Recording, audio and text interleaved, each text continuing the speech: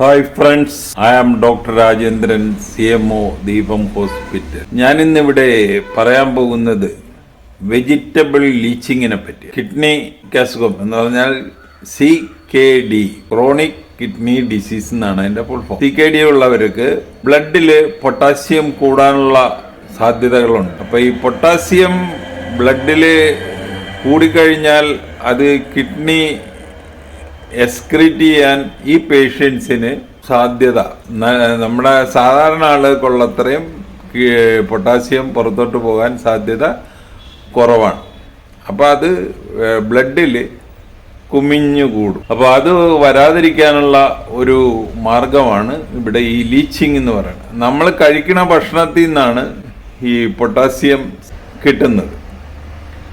അപ്പോൾ ഏറ്റവും കൂടുതൽ പൊട്ടാസ്യം ഉള്ളത് പഴവർഗ്ഗങ്ങളിലാണ്. പഴവർഗ്ഗങ്ങളിലാണേലും ഒരു 3-4 തരം പഴവർഗ്ഗങ്ങൾ നമുക്ക് കുറച്ചൊക്കെ കഴിക്കാവുന്നതാണ്. അത് ആപ്പിള്, പൈനാപ്പിള്, പപ്പായ, പേരക്ക, ഇതുപോലുള്ള 3-4 പഴങ്ങൾ നമുക്ക് കഴിക്കാവുന്നതാണ്. കുറച്ചൊക്കെ എന്ന് പറഞ്ഞാൽ താരതമ്യേന പൊട്ടാസ്യം കുറവാണ്. അതുപോലെ വെജിറ്റബിൾസ് എടുക്കുകയാണെങ്കിൽ ഏറ്റവും കൂടുതൽ പൊട്ടാസ്യം ഉള്ളത് ഇലക്കറികളിലാണ്. അപ്പോൾ ഇലക്കറികൾ കഴിവതും അവോയ്ഡ് ചെയ്യുന്നതാണ് ഈ പൊട്ടാസ്യം കൂടുതലുള്ളവർക്ക് നല്ലത്. ഈ പൊട്ടാസ്യം കൂടി പോയാലുള്ള പ്രശ്നം അത് ചിലപ്പോൾ കാർഡിയാക് അറസ്റ്റ് വരാൻ സാധ്യതയുണ്ട്. ഈ വെജിറ്റബിൾസ് ഇപ്പോൾ നമ്മുടെ ഉരുളക്കിഴങ്ങ്, ചേന, കൂർക്ക, അതുപോലെ ക്യാബേജ്, കോളിഫ്ലവർ, ബ്രക്കോളി, അച്ചിങ്ങ, ബീൻസ്, ഇതുപോലുള്ള എല്ലാ പച്ചക്കറികളും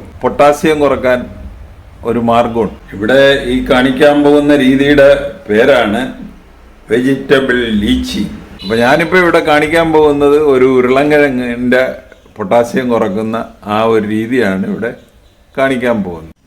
അപ്പോൾ ആദ്യമായിട്ട് ഇതുപോലെ ഒരു ഉരുളക്കിഴങ്ങ് തൊലി കളഞ്ഞിട്ട് എടുക്കുക. അതിന് അരിഞ്ഞെടുക്കണം.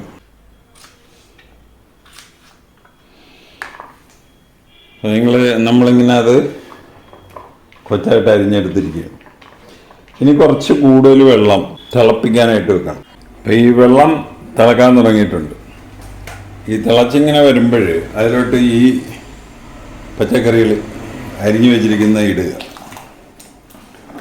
ഇട്ട് കഴിഞ്ഞ ഉടനെ തന്നെ ആ തീ ഓഫ് ചെയ്യുക. എന്നിട്ട് ഈ ചൂടുള്ള വെള്ളത്തിൽ ഒരു 30 മിനിറ്റ് തൊട്ട് 1 മണിക്കൂർ അതങ്ങ് കിടക്കുക. എന്നിട്ട് ആ വെള്ളം ഊറ്റിക്കളയുക. വെള്ളം ഊറ്റിക്കളയുമ്പോൾ അതിൻ്റെ അകത്ത് പൊട്ടാസ്യം ആ വെള്ളത്തിൽ കുറേ അലിഞ്ഞങ്ങ് പോകും.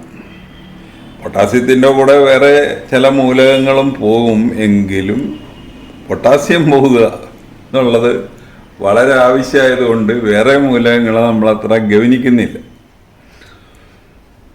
പൊട്ടാസ്യം പോയില്ലെങ്കിൽ കിഡ്നിക്ക് ഫങ്ഷൻ ഇച്ചിരി കുറഞ്ഞിരിക്കുന്നതായതുകൊണ്ട് പൊട്ടാസ്യം ബ്ലഡിൽ കൂടി അവസാനം കാർഡിയാക് അറസ്റ്റ് വരാനുള്ള സാധ്യതയുണ്ട്. ചിലപ്പോൾ എമർജൻസി ആയിട്ട് ഡയാലിസിസ് ചെയ്യേണ്ടിയൊക്കെ വരും.